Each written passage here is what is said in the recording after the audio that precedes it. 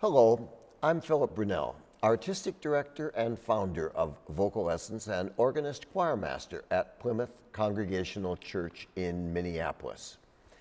So thinking about this last week of the year 2020, my son Tim, my videographer, and I thought that rather than another set of composers, we've now done more than 180 of them, we thought there would be some interesting topics for the year.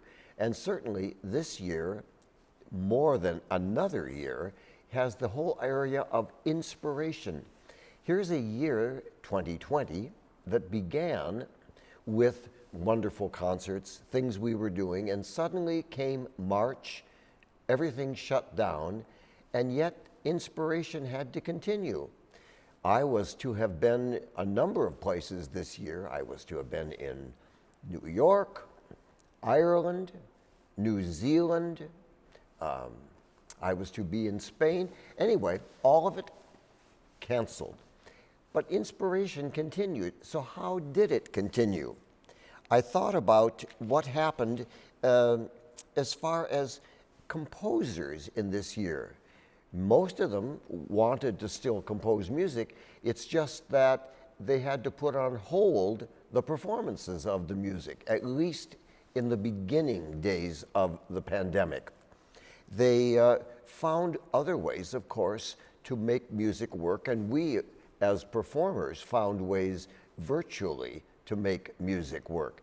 But it was a real inspiration for us to find things that could work and that would give joy to an audience, not unlike doing musical moments.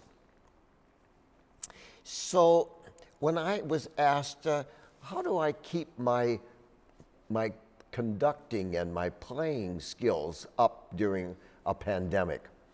Well, one of the things I decided to do in March was that every morning I would begin, before I came to the office, I would begin with some Bach.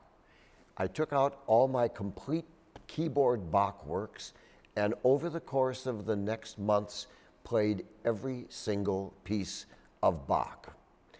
Then, when I'd finished that, I started in on Mozart and began with the sonatas and the fantasias, playing all of those. I also thought about new composers that I've discovered this year. Certainly one of the people that I got to know was the drummer from the group The Police, Stuart Copeland, a wonderful composer. I didn't know his music, but now I do.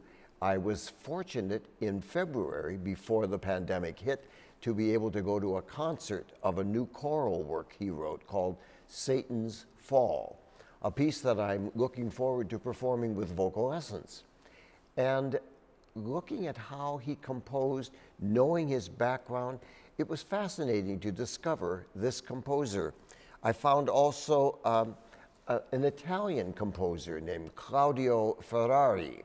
I didn't know his music, but composers are often sending me music, and so it was an opportunity to look at his music and study it, and it's music that I know when we can be back singing in a choir together. It's music that I know I will want to perform. So then I thought about what other kinds of art, other than music, were of interest to me this year. Well, those of you who know me know that my life is so focused on what I do and on music that other things don't always happen. But this year I did sit down and watch Hamilton, saw the whole thing. Fascinating, absolutely fascinating. I also found a new book by a wonderful visual artist, a friend of mine, and especially a friend of my wife, Carolyn, an artist named Hazel Belvo, B-E-L-V-O.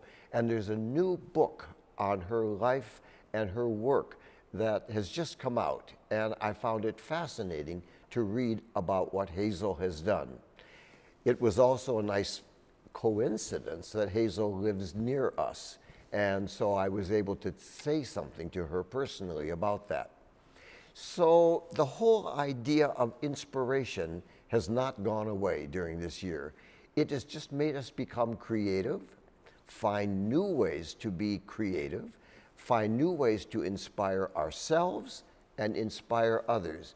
And I look forward to keeping some of these ideas front and center when 2021 rolls around. Have a wonderful day.